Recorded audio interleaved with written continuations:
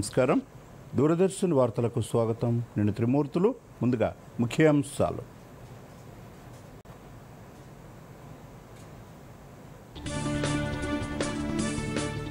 గత రాత్రి కురిసిన కుంభవృష్టి నుంచి కోలుకుంటున్న హైదరాబాద్, కాలనీలో నిలిచిన నీటిని తొలగిస్తున్న జీహెచ్ఎంసీ హైడ్రా సిబ్బంది. హైదరాబాద్ సహా పలు జిల్లాలకు నేడు భారీ వర్ష సూచన. అప్రమత్తంగా ఉండాలని సీఎం రేవంత్ రెడ్డి ఆదేశం. కాంగ్రెస్ బలంగా ఉన్న ప్రాంతాల్లో ఓట్లను తొలగిస్తున్నారన్న రాహుల్ గాంధీ. ఓటర్లకు తెలియకుండానే ఓటు తొలగింపు కోసం దరఖాస్తులు నమోదయ్యాయనే ఆరోపణ. కవిత రాజీనామాపై త్వరలో నిర్ణయం తీసుకుంటారన్న గుత్తా సుఖేందర్ రెడ్డి. రాజీనామాపై పునరాలోచన చేయాలని చెప్పానన్న శాసన మండలి చైర్మన్. ఉత్తరాఖండ్లో మరోసారి క్లౌడ్ బరస్ట్. చమోలి జిల్లా నందనగర్లో కూలిన కొండ చర్యలు. యుద్ధ ప్రాతిపదికన కొనసాగుతున్న సహాయక చర్యలు. పాక్ సౌదీ ఒప్పందాన్ని నిశ్చితంగా పరిశీలిస్తున్నామన్న భారత విదేశాంగ శాఖ. ఒప్పంద పరిణామాలు భారత్పై ఎలా ఉంటాయనే విషయమై అధ్యయనం చేస్తున్నట్లు వెల్లడి. ఐఎస్ఎస్ఎఫ్ వరల్డ్ కప్ ఫైనల్ కు అర్హత సాధించిన తెలంగాణ షూటర్ ఇషా సింగ్. ప్రతిష్టాత్మక టోర్నీకి భారత్ నుంచి ఎంపికైన 8 మంది షూటర్లు.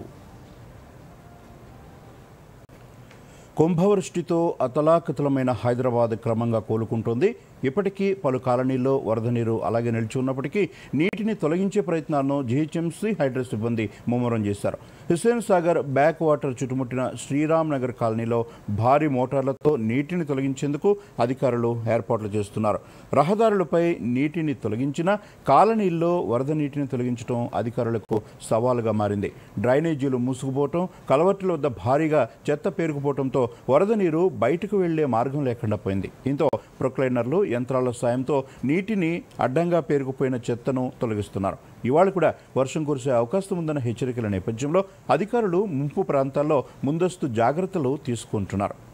కాగా హైదరాబాద్లో తాజా పరిస్థితిపై మా ప్రతినిధి చంద్రశేఖర్ని అడిగి మరిన్ని వివరాలు తెలుసుకుందాం.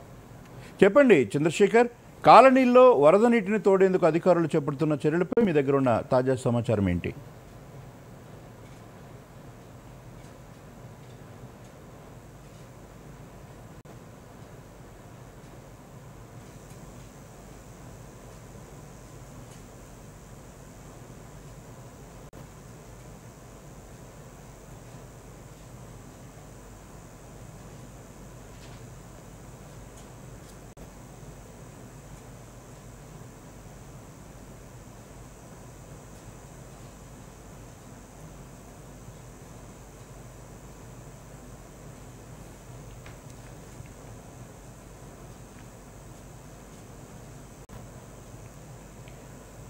హైదరాబాద్ నగరంలో భారీ వర్షాల దృష్ట్యా అధికారులు అప్రమత్తంగా ఉండాలని సీఎం రేవంత్ రెడ్డి ఆదేశించారు. అన్ని విభాగాలు సమన్వయంతో ప్రజలు ఇబ్బంది పడకుండా చూడాలన్నారు.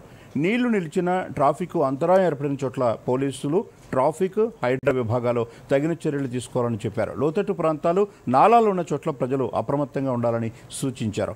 భారీ వర్షాల నేపథ్యంలో అప్రమత్తమైన హైడ్రా, డిఆర్ఎఫ్లు స్థానికులకు సహాయం చేయడానికి హెల్ప్ లైన్ నంబర్లను ఏర్పాటు చేశారు. Help line number 04029560521. మరొక సెల్ నెంబర్ 9000113667. మరొక సెల్ ఫోన్ నెంబర్ 9154170992. ఈ నంబర్లకు ఫోన్ చేసి అధికారుల ద్వారా సహాయాన్ని పొందవచ్చు.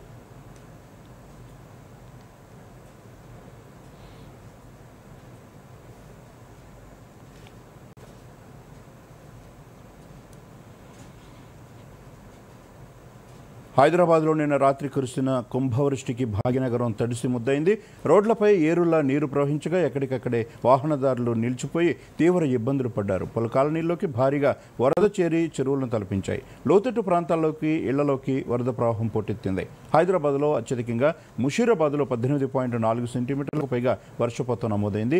చిలకలగూడలో 14.7, మోండా మార్కెట్లో 14.6, సికింద్రాబాద్లో 14 సెంటీమీటర్ల వర్షపాతంతో అల్లకల్లోలం సృష్టించింది. వెల్లడించింది. బల్దియా, హైడ్రా సిబ్బంది వరద నిలిచిన ప్రాంతాల్లో ఎప్పటికప్పుడు నీటిని తోడివేసే పనుల్లో నిమగ్నమయ్యారు. భారీ వర్షం కారణంగా నగరంలోని అనేక అపార్ట్మెంట్ల సెల్లార్లలోకి నీళ్లు చేరాయి. మోటార్లతో వరదను తోడేసే ప్రయత్నం చేస్తున్నారు. వాహనాల ఇంజిన్లలోకి నీరు చేరి చాలా చోట్ల మొరాయించాయి. హైడ్రా, జీహెచ్ఎంసీ, పోలీసు, విద్యుత్ సిబ్బంది విధుల్లో ఉంటూ ఎలాంటి ఇబ్బందులు తలెత్తకుండా చూశారు. భారీ వర్షానికి సికింద్రాబాద్ మోండా మార్కెట్, చేపల బావి ప్రాంతంలో 5 ద్విచక్ర వాహనాలు కొట్టుకుపోయాయి. బోయినపల్లి, సీతారాంపురం, డైమండ్ పాయింట్లోని లోతట్టు ప్రాంత ఇళ్లలోకి వరద నీరు చేరింది. ఒలిఫెంట రైల్వే వంతెన కింద ప్రవాహం ఎక్కువగా ఉండటంతో వాహనాలను దారి మళ్లించారు. పలు బస్తీల్లోకి వర్షపు నీరు రావడంతో ఇళ్లలో సామగ్రి తడిసిపోయింది. సికింద్రాబాద్ పరిధిలోని సీతాఫలం మండిలో వరుణుడి ప్రతాపానికి గోడ కూలింది. సురేష్ థియేటర్ సమీపంలో గోడ ఒరిగి పక్కనే ఉన్న ఆటోపై పడగా వాహనం ధ్వంసమైంది. Miyapur Manjeera pipe line road నుంచి కొండాపూర్ మైహోం మంగళ మార్గంలో రైల్వే అండర్ పాస్లోకి వరద నీరు చేరి ఆ దారిలో వెళ్లేవారు తీవ్ర ఇబ్బందులు పడ్డారు. అమీర్పేట్, గాయత్రి నగర్లో ఇళ్లలోకి వరద నీరు చేరడంతో కాపాడాలంటూ స్థానికులు మొరపెట్టుకున్నారు. ముషీరాబాద్, వినోబా నగర్కు మరోసారి వరద భారీగా పోటెత్తింది. శ్రీరామ్ సాగర్లోని బస్తీల్లోకి భారీగా వరద నీరు చేరింది. హుస్సేన్ సాగర్ నాలా రివర్స్ వాటర్ శ్రీరామ్ నగర్లోని బస్తీల్లోకి రావడంతో సమస్య తలెత్తింది. నడుములోతులో మురుగునీటిని నిలవడంతో స్థానికులు ఇళ్ల నుంచి బయటకు రాలేక తీవ్ర ఇబ్బందులు పడుతున్నారు.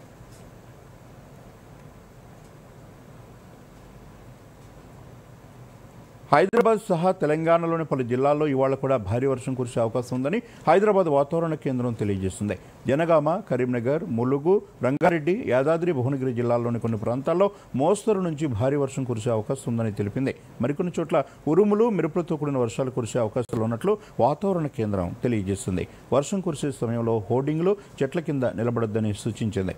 హైదరాబాద్లో వాతావరణం సాయంత్రం వరకు పొడిగా ఉంటుందని, ఆ తర్వాత పలు ప్రాంతాల్లో వర్షం కురిసే అవకాశం ఉందని వెల్లడించింది.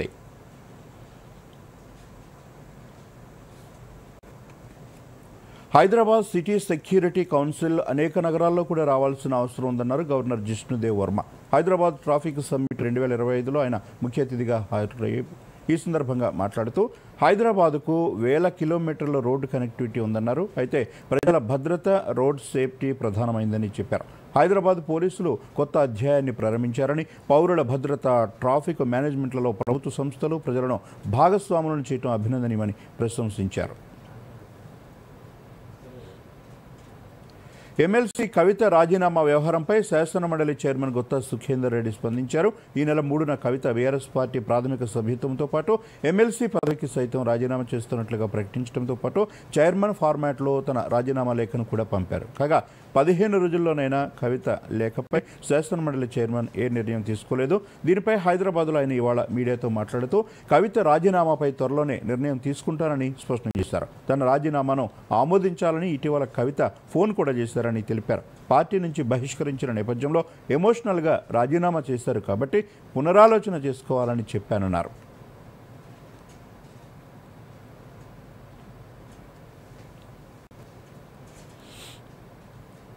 ఉద్దేశపూర్వకంగానే లక్షల మంది ఓట్లు తొలగిస్తున్నారని లోక్సభలో ప్రతిపక్ష నేత రాహుల్ గాంధీ ఆరోపించారు. ఢిల్లీలో ఆయన మాట్లాడుతూ ఓట్ల తొలగింపుపై తమ వద్ద ఆధారాలున్నాయని చెప్పారు. కర్ణాటక అసెంబ్లీ ఎన్నికల్లో 6800 ఓట్లు తొలగించారని ఆరోపించారు. అధికారులకు తెలియకుండా ఓట్లు ఎలా పోతాయని ప్రశ్నించారు. ఓట్లను తొలగించేందుకు కొందరు వ్యక్తులు వ్యవస్థను హైజాక్ చేస్తున్నారని ఆరోపించారు. ఓట్లు తొలగించాలంటూ ఓటర్లకు తెలియకుండానే దరఖాస్తులు చేస్తున్నారని చెప్పారు.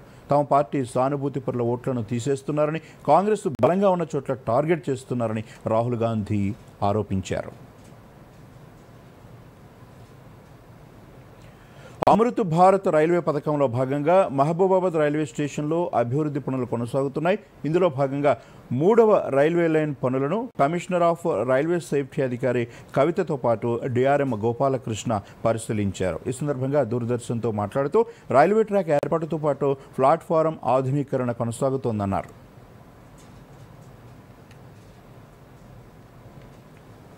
विजयवाड़ा से लेकर गाजीपेट बलारसा तक थर्ड लाइन का काम प्रगति पर है और महबूबाबाद और नेकुंडा के बीच में 30 किलोमीटर का थर्ड लाइन शीघ्र ही कमीशन होने जा रहा है।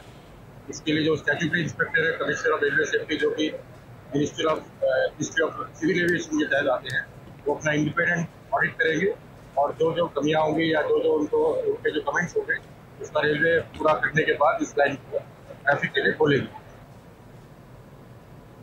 మేడ్చల్ జిల్లాలోని అంగన్వాడీల్లో పోషణ మాసం మహోత్సవం ప్రారంభమైంది. ఈ పోషణ మాసం సందర్భంగా చిన్నారులకు నాణ్యమైన పూర్వ ప్రాథమిక విద్యతో పాటు శరీరానికి అవసరమైన పోషకాహారాన్ని అందించేందుకు అనేక చర్యలు తీసుకుంటామని అల్వాల్ సిడిపిఓ స్వాతి తెలిపారు. పురుషుల భాగస్వామ్యాన్ని పెంపొందించడం ద్వారా కుటుంబాల్లో పోషకాహారంపై సమగ్ర అవగాహన కల్పించాలన్నది ఈ కార్యక్రమ ముఖ్యోద్దేశమని సూపర్వైజర్ కీర్తి చెప్పారు. पोषण भी पढ़ाई मुख्य उद्देश्य ఏంటంటే improve the high quality of pre school education at anganwadi centres and concentration on the nutritional food also. So main చిల్డ్రన్స్తో హోలిస్టిక్ డెవలప్మెంట్ అనేది జరగాలి అనే ఉద్దేశంతో ప్రోగ్రామ్స్ అనేవి కండక్ట్ చేయడం జరుగుతుంది. దాంతోపాటుగా అంగన్వాడీ సెంటర్స్లో అంగన్వాడీ టీచర్స్ మెయిన్ ప్రాధాన్యం కాబట్టి వాళ్ళకి కూడా కెపాసిటీ బిల్డింగ్లో ఇంప్రూవ్మెంట్ ట్రైనింగ్స్ అనేవి ఇచ్చేసి ఆ విధమైనటువంటి ఇంప్రూవ్మెంట్ చేయడానికి ఈ పోషణ్ బి పడాయి ప్రోగ్రామ్ అనేది చాలా విధంగా మనకి తోడ్పడుతుంది. కాబట్టి డే 1 షెడ్యూల్, డే 2 షెడ్యూల్లో, డే 3 షెడ్యూల్లో దివ్యాంగుల గురించి చెప్పడము, శామ్ మ్యామ్ పైన అవగాహన కల్పించడము, ఇవన్నీ కూడా కార్యక్రమాలు అనేవి చేపట్టడం జరిగింది. నాణ్యమైన విద్యతో పాటు పౌష్టికాహారాన్ని కూడా ఇందులో ఇంక్లూడ్ చేసి పోషణ్ బి పడాయి బి అనే ప్రోగ్రాంలో 3 days అంగన్వాడీ టీచర్స్కి మేము ఇక్కడ ట్రైనింగ్ ఇస్తున్నాము. దీంతో పాటు అంగన్వాడీ టీచర్స్ యొక్క సామర్థ్యాన్ని పెంపొందించే విధంగా ఈ పోషణ్ బి పడాయి బి యొక్క ముఖ్య ఉద్దేశం. ఈ 3 రోజులు ట్రైనింగ్ ఇక్కడ మేము చేసుకుంటున్నాం. పోషణ్ బి పడాయి బి పైన ఈ 3 days ట్రైనింగ్ ఇవ్వడం జరిగింది. ఇది May 10, 2022లో సెంట్రల్ మినిస్టర్ స్మృతి జుబీ ఇరానీ గారు స్టార్ట్ చేశారు. ఈ కార్యక్రమం ఉద్దేశం 0 నుండి 3 సంవత్సరాల లోపల పిల్లలపైన కేర్ తీసుకుంటూ అలాగే ఆ 3 నుండి 6 సంవత్సరాల పిల్లలకు మంచి నాణ్యమైన విద్యను అందించాలని, అలాగే వికలాంగుల పిల్లలు కూడా ఇన్క్లూజివ్ విద్యని అందించాలని మాకు ఈ కార్యక్రమంలో మొదటి రోజు బాగా వివరించడం జరిగింది.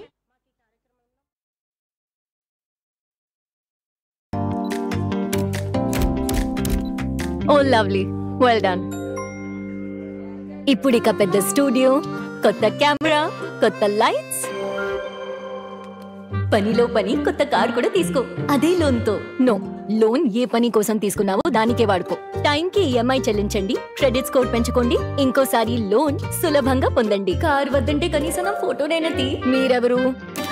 ఆర్బీఐ అంటోంది, పొదుపు చేసే వనిత సాధిస్తుంది ఘనత.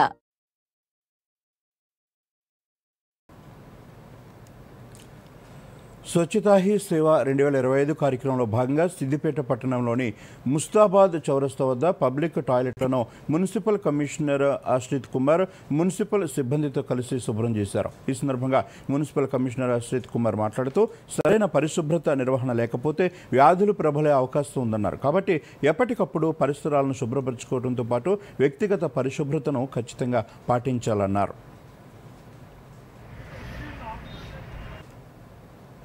పరిశుభ్రత లోపించి చాలామందికి రోగాలు ఇట్లాంటివి వస్తున్నాయన్న దీంతో ఆ సంకల్పంతో దృఢ నిశ్చయంతో కేంద్ర ప్రభుత్వము ఈ కార్యక్రమానికి శ్రీకారం చుట్టింది. ప్రతి నెల సెప్టెంబర్ నుంచి అక్టోబర్ 2వ తేదీ వరకు మనం ఈ కార్యక్రమాలు చేస్తాము. దీంట్లో భాగంగా ఈ సంవత్సరం స్వచ్ఛతా హీ సేవ అనే ఒక కార్యక్రమానికి శ్రీకారం చుట్టడం జరిగింది. దానిలో భాగంగా నిన్నటి రోజు మనము కొన్ని చెరువులు క్లీన్ చేసే ప్రాసెస్ స్టార్ట్ చేశాము. ఈరోజు పబ్లిక్ టాయిలెట్స్ మొత్తం టౌన్లో ఉన్న పబ్లిక్ టాయిలెట్స్ అన్నీ ప్రాపర్గా ఉన్నాయా లేదా చెక్ చేసి ప్రతి వార్డ్ ఆఫీసర్, మన సిద్దిపేట పట్టణంలో ఉన్న ప్రతి వార్డ్ ఆఫీసర్కి ఆదేశాలు ఇవ్వడం జరిగింది. అవి ఒకవేళ నీట్గా లేకుంటే వారు సిబ్బంది చేత క్లీన్ చేయించి దాన్ని ఆదర్శంగా తీసుకుని ఈ నిర్వాహకులు ఎవరైతే ఉన్నారో పబ్లిక్ టాయిలెట్స్ వాళ్ళు కూడా ఈ పబ్లిక్ టాయిలెట్స్ ప్రతి గంటకోసారి క్లీన్ చేసి ప్రజలకు అసౌకర్యం కలగకుండా చూడాలని ఈ నిర్వాహకులను కోరుతున్నాను. కేంద్ర సమాచార ప్రసార మంత్రిత్వ శాఖ ఆధ్వర్యంలో జాతీయ పోషకాహార మాసోత్సవ కార్యక్రమాన్ని ములుగు జిల్లాలోని గిరిజన భవన్లో మంత్రి సీతక్క ప్రారంభించారు. ఈ కార్యక్రమంలో జిల్లా కలెక్టర్ దివాకర్ కూడా పాల్గొన్నారు. ఈ సందర్భంగా పోషణ మాసం ఫోటో ఎగ్జిబిషన్ను కూడా ప్రారంభించారు. కేంద్ర సమాచార ప్రసార శాఖ ఫీల్డ్ పబ్లిసిటీ అధికారి శ్రీధర్ సూర్నేని పోషకాహార ఫోటో ఎగ్జిబిషన్ దృశ్యాలను మంత్రికి వివరించారు. అనంతరం అంగన్వాడీ సిబ్బంది ఏర్పాటు చేసిన పోషకాహార స్టాల్ను సందర్శించారు. ఈ సందర్భంగా మంత్రి సీతక్క మాట్లాడుతూ మారుతున్న జీవన శైలికి అనుగుణంగా పోషకాహారాన్ని తీసుకోవాలని సూచించారు. ఈ నెల 17 నుంచి అక్టోబర్ 16 వరకు నిర్వహించే నిర్వహించే పోషణ మాసోత్సవాలను విజయవంతం చేయాలని అధికారులు సిబ్బందికి సూచించారు. పోషణ మాసాన్ని పురస్కరించుకొని భారత ప్రభుత్వం పోషణ మాసం మీద ఏర్పాటు చేసిన ఫోటో ఎగ్జిబిషన్ ని నేడు ములుగులోని గిరిజన భవన్లో గౌరవ రాష్ట్ర మంత్రివర్యులు మరియు ములుగు శాసనసభ్యులు శ్రీమతి అనసూయ సీతక్క గారు ప్రారంభించారు. ఈ సందర్భంగా వివిధ పోటీలు నిర్వహించి ICDS టీచర్లకి మరియు ఆయాలకి అవార్డుల ప్రదానోత్సవం చేశారు. ఈ సందర్భంగా గౌరవ మంత్రి గారు వారి విలువైన సందేశాన్ని హాజరైన వారికి అందించారు. దాంతో పాటుగా వేదిక మీద అన్నప్రాసన, అక్షరాభ్యాసం మరియు వెల్ బేబీ షో వంటివి నిర్వహించడంతో పాటుగా సమాచార ప్రసార మంత్రిత్వ శాఖ ఆధ్వర్యంలో ఏర్పాటు చేసిన స్టాల్స్ ని సందర్శించారు. సెల్ఫీ బూత్ లో సెల్ఫీ తీసుకున్నారు. భారత ప్రభుత్వ సమాచార శాఖ ఆధ్వర్యంలో మరియు మహిళాభివృద్ధి శిశు సంక్షేమ శాఖ ములుగు ICDS ప్రాజెక్ట్ నందు కూడా ఈ రోజు మనకు పోషణ అభియాన్ అనే ప్రోగ్రామ్ ని 8వ రాష్ట్రీయ పోషణ్ మహా కార్యక్రమాన్ని 17th September to October 16th వరకు కూడా మనం అంగన్వాడీ సెంటర్ పరిధిలో, అదే విధంగా గ్రామ GP పరిధిలలో health, education and women and child welfare department ని కోఆర్డినేట్ చేసుకుంటూ మనం ఈ కార్యక్రమాలు నిర్వహించడం జరుగుతుంది. ఈ రోజు మనం డిస్ట్రిక్ట్ ప్రోగ్రామ్ సెషన్ అనేది ఇనాగరేషన్ చేసుకోవడం జరిగింది పోస్టర్స్ రిలీజ్ తో. అలాగే మనము ఇక్కడ ఫుడ్ డిస్ప్లే, న్యూట్రిషన్ ఫుడ్, ఎలాంటి ఫుడ్ మనం తీసుకోవాలి, ఈ ఫుడ్ డైటరీలో మనకు ఎలాంటి ప్రోటీన్స్, విటమిన్స్, మినరల్స్ ఉంటాయి అనే విషయాన్ని గ్రామ స్థాయిలో తీసుకువెళ్ళడానికి ఈ రోజు మన టీచర్స్ డిస్ప్లే చేయడం జరిగింది. సూర్యాపేట జిల్లా పోలీసు శాఖ ఆధ్వర్యంలో ఆటో డ్రైవర్ల అవగాహన కార్యక్రమం నిర్వహించారు. 400 మంది డ్రైవర్లకు ఉచితంగా RTA పోలీసు శాఖ ఆధ్వర్యంలో డ్రైవింగ్ లైసెన్సులు అందించారు. మై ఆటో ఈజ్ సేఫ్ కార్యక్రమానికి ముఖ్య అతిథిగా జిల్లా SP నరసింహ హాజరయ్యారు. ఈ సందర్భంగా మాట్లాడుతూ మహిళా ప్రయాణికులు, విద్యార్థులు, వృద్ధులకు మరింత భద్రత కోసం QR కోడ్ రక్షణ స్టిక్కర్లను ఆటోలకు ఏర్పాటు చేస్తున్నట్లు తెలిపారు. మహిళల భద్రత కోసం పోలీసు శాఖ ఆధ్వర్యంలో చేపట్టిన ఈ కార్యక్రమం పట్ల పలువురు మహిళా ప్రయాణికులు సంతోషం వ్యక్తం చేశారు. స్థానికులు సరిత, మల్లేశ్వరి మాట్లాడుతూ ఆటోలో ప్రయాణించే తమకు పోలీసులు చేపట్టిన ఈ కార్యక్రమం ఎంతో ధైర్యాన్ని ఇస్తోందని చెప్పారు.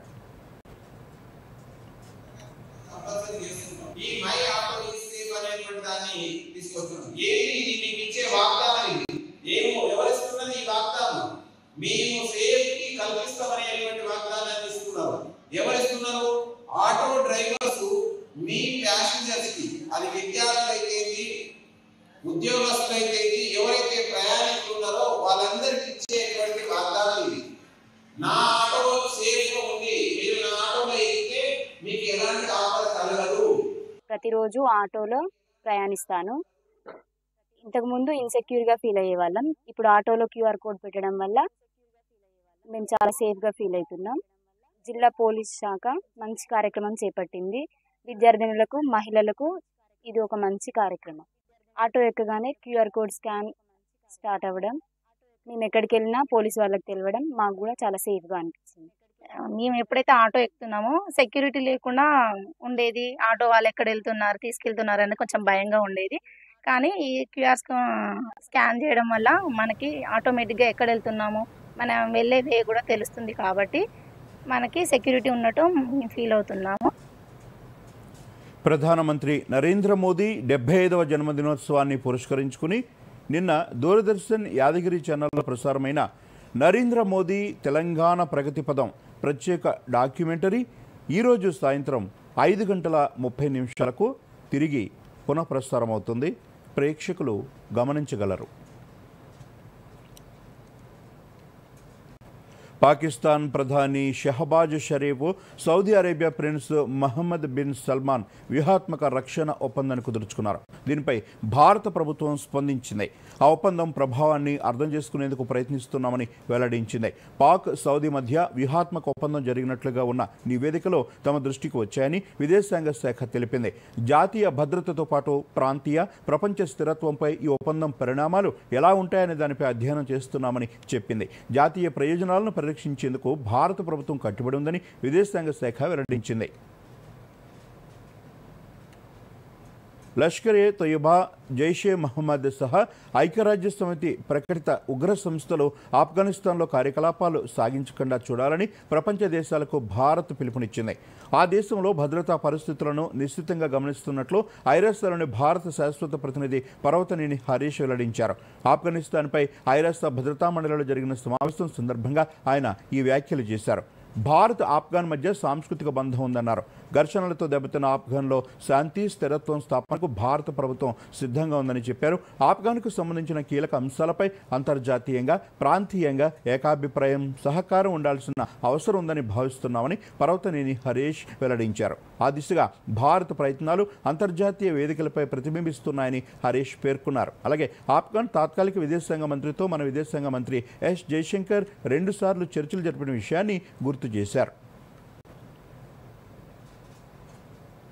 Afghanistan, the international community must coordinate efforts towards ensuring that entities and individuals designated by the UN Security Council, the ISIL and Al-Qaeda and their affiliates, including Lashkar-e-Taiba and Jaish-e-Mohammed, along with those who facilitate their operations, no longer exploit Afghan territory for terrorist activities.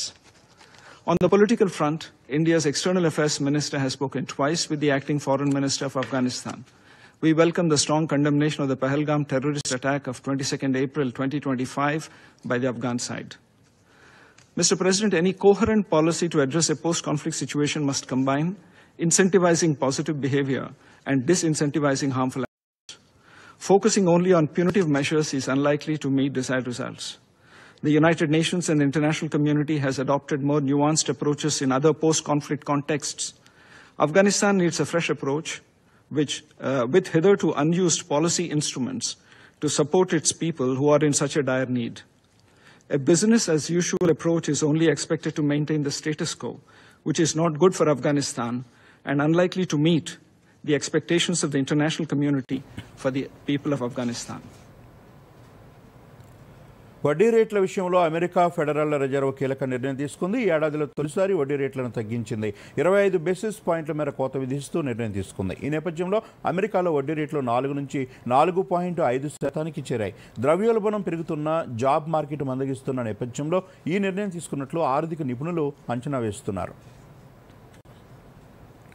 America అధ్యక్షుడు Donald Trump మరో సంచలన నిర్ణయం తీసుకున్నారు. దేశంలో anti fascist ఉద్యమాన్ని సాగిస్తున్న antifa గ్రూపును ఉగ్రవాద సంస్థగా ప్రకటిస్తున్నట్లు చెప్పారు.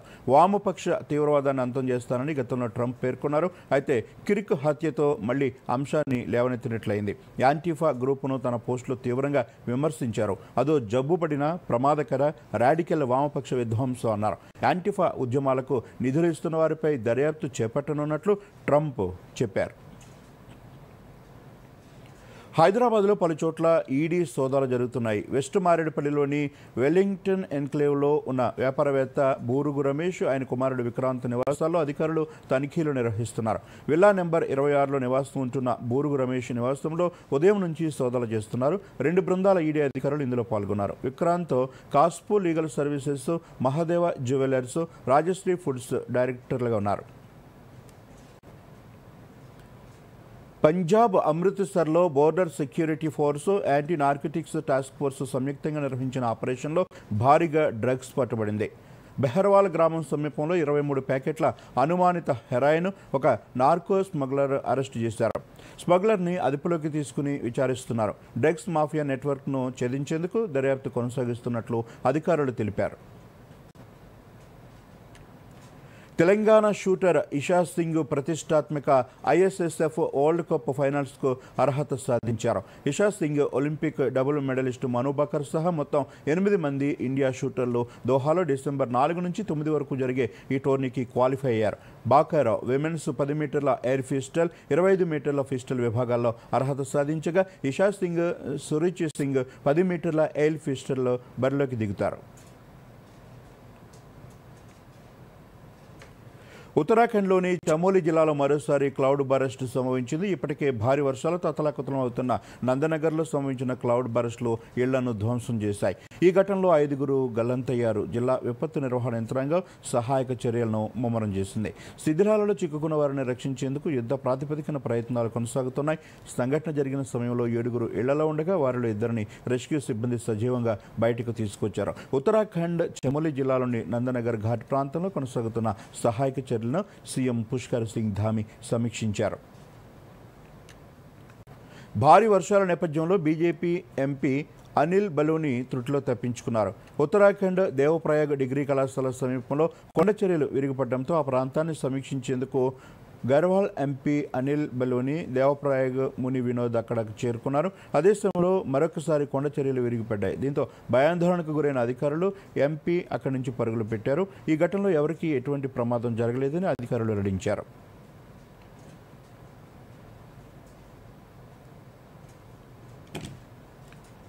జమ్మూ కాశ్మీర్లోని రియాసీ జిల్లాలో మాతా వైష్ణోదేవి యాత్ర తిరిగి ప్రారంభమైంది.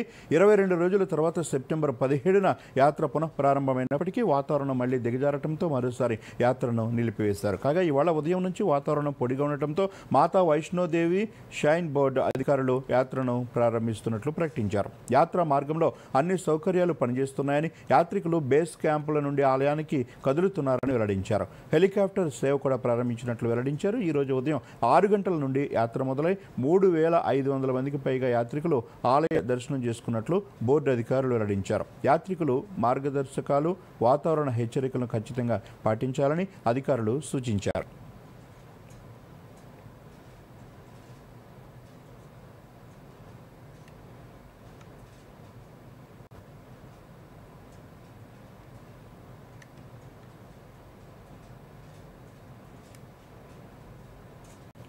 మరోమారు ముఖ్యాంశాలతో వార్తలు ముగిద్దాం. నమస్కారం. గత రాత్రి కురిసిన కుంభవృష్టి నుంచి కోలుకుంటున్న హైదరాబాద్, కాలనీల్లో నిలిచిన నీటిని తొలగిస్తున్న జీహెచ్ఎంసీ హైడ్రా సిబ్బంది. హైదరాబాద్ సహా పలు జిల్లాలకు నేడు భారీ వర్ష సూచన, అప్రమత్తంగా ఉండాలని సీఎం రేవంత్ రెడ్డి ఆదేశం. కాంగ్రెస్ బలంగా ఉన్న ప్రాంతాల్లో ఓట్లను తొలగిస్తున్నారన్న రాహుల్ గాంధీ, ఓటర్లకు తెలియకుండానే ఓటు తొలగింపు కోసం దరఖాస్తులు నమోదయ్యాయనే ఆరోపణ. కవిత రాజీనామాపై త్వరలో నిర్ణయం తీసుకుంటారన్న గుత్తా సుఖేందర్ రెడ్డి, రాజీనామాపై పునరాలోచన చేయాలని చెప్పానన్న శాసన మండలి చైర్మన్. ఉత్తరాఖండ్లో మరోసారి క్లౌడ్ బరస్ట్, చమోలి జిల్లా నందనగర్లో కూలిన కొండ చర్యలు, యుద్ధ ప్రాతిపదికన కొనసాగుతున్న సహాయక చర్యలు. పాక్ సౌదీ ఒప్పందాన్ని నిశ్చితంగా పరిశీలిస్తున్నామన్న భారత విదేశాంగ శాఖ, ఒప్పంద పరిణామాలు భారత్పై ఎలా ఉంటాయనే విషయమై అధ్యయనం చేస్తున్నట్లు వెల్లడి. ఐఎస్ఎస్ఎఫ్ వరల్డ్ కప్ ఫైనల్ కు అర్హత సాధించిన తెలంగాణ షూటర్ ఇషా సింగ్, ప్రతిష్టాత్మక టోర్నీకి భారత్ నుంచి ఎంపికైన 8 మంది షూటర్లు. దూరదర్శన్ యాదగిరి వార్తలను ఇప్పుడు సోషల్ మీడియాలో కూడా చూడొచ్చు. యూట్యూబ్ అయితే డిడి న్యూస్ తెలంగాణ, ఎక్స్ వేదికగా అయితే DD news Telangana @DD Yadagiri news, Facebook అయితే డిడి న్యూస్ తెలంగాణలో చూసి సబ్స్క్రైబ్ చేసి లైక్ చేయండి, షేర్ చేయండి.